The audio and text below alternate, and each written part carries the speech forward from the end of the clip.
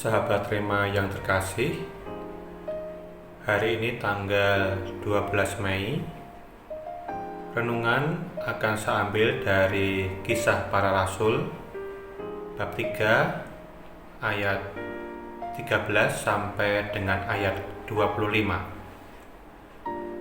Renungan hari ini saya beri judul Karya Allah terjadi secara nyata, teratur, dan secara detail. Sahabat Rema yang terkasih, Kisah Para Rasul hari ini menceritakan kisah di mana Paulus memasuki kota Antiokhia. Dalam kisah itu dikisahkan bagaimana Paulus berkumpul bersama jemaat di Antiokhia di sebuah rumah doa atau sinagoga.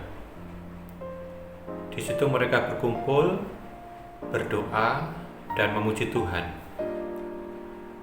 Pada waktu itu dikisahkan para penatua atau ahli Taurat membacakan kitab Taurat Musa. Setelah mereka membaca kitab Taurat Musa, kemudian para penatua itu, para pemimpin jemaat di situ, kemudian mempersilahkan Paulus untuk menyampaikan kata-kata yang mengembangkan sekaligus menghibur jemaat Antiokhia.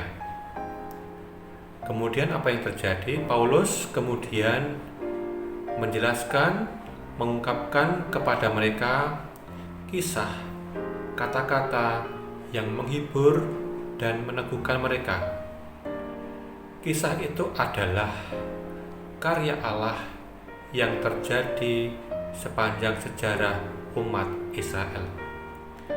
Dan yang bagus sekali, diceritakan bagaimana Paulus menjelaskan kepada jemaat karya Allah secara detail, secara teratur kepada mereka. Ada beberapa poin yang bisa ditangkap dari kisah Paulus tadi. Yang pertama, Paulus mengawali karya Allah yang terjadi kepada bangsa Israel, yakni saat bangsa Israel mengalami perbudakan dari bangsa Mesir. Kemudian Allah membebaskan mereka dari perbudakan Mesir melewati atau menyeberangi Laut Merah. Itu yang pertama. Yang kedua, karya Allah terjadi juga setelah itu, yakni selama 40 tahun Allah menyertai bangsa Israel selama mereka hidup di padang gurun. 40 tahun Allah menyertai bangsa Israel selama di padang gurun. Itu yang kedua. Yang ketiga, setelah itu Allah masih berkarya bagi bangsa Israel, yakni Allah memberikan mereka tanah terjanji, yakni tanah Kanaan, di mana mereka bisa hidup, bertumbuh, dan berkembang menjadi sebuah jemaat komunitas tertentu. Belum sampai di situ. Setelah itu yang keempat adalah Allah memberikan kepada bangsa Israel para pemimpin. Siapa itu? Mereka adalah para hakim dan nabi-nabi. Mereka, hakim-hakim dan nabi-nabi, itu menjadi utusan Allah untuk memimpin, untuk mengayomi bangsa Israel. Setelah itu, tahap yang kelima, Allah masih memberikan kepada mereka, yakni raja. Setelah ada hakim, kemudian Allah bahkan memberikan kepada mereka sebuah kerajaan sekaligus mengangkat seorang raja bagi mereka, yakni raja yang pertama Saul, kemudian Salomo, dan kemudian yang terkenal adalah Daud.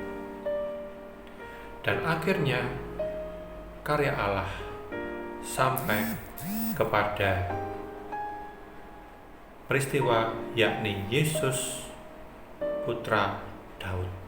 Allah mengutus putranya yang tunggal yakni Yesus Kristus yang adalah keturunan Daud. Para sahabat Rema yang terkasih, kalau kita melihat cerita dari Paulus itu, kita bisa memahami secara sungguh-sungguh bahwa karya Allah itu sungguh nyata dan terjadi secara teratur, secara detail. Maksudnya apa? Allah itu berkarya bagi hidup kita itu bertahap. Tahap ini, tahap itu, kemudian ini, kemudian itu. Kita bisa melihat karya Allah secara teratur. Hari ini karya Allah begini, hari ini besok begini, lusa begini, dan sebagainya. Jadi karya Allah itu tidak abstrak, tidak mengawang-awang, tetapi sungguh jelas, sungguh nyata. Dari tahun ke tahun, bahkan dari bulan ke bulan, bahkan kalau kita merenungkan lebih dalam, dari hari ke hari, karya Allah itu bisa kita rasakan secara jelas dan nyata seperti yang dialami oleh bangsa Israel.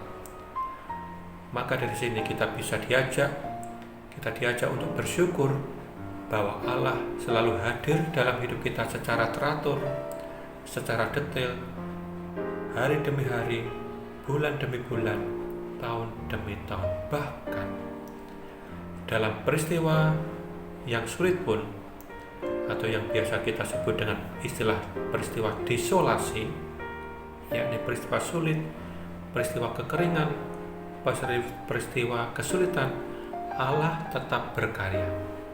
Ini seperti yang dialami oleh bangsa Israel. Selama 40 tahun mereka hidup di padang gurun. Padang gurun itu sepi, kering, hampa, membosankan. Tetapi disitulah Allah tetap berkarya, melindungi dan memelihara mereka.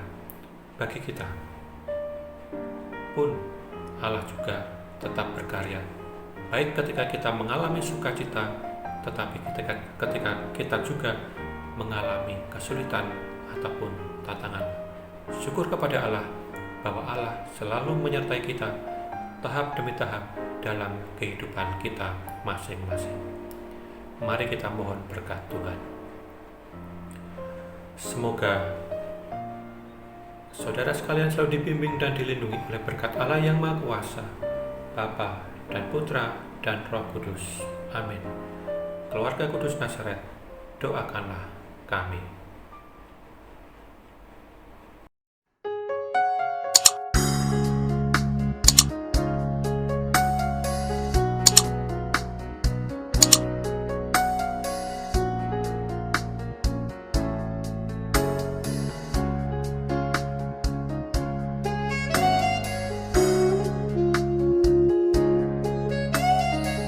Sahabat Rema, sampai jumpa dalam program berikutnya.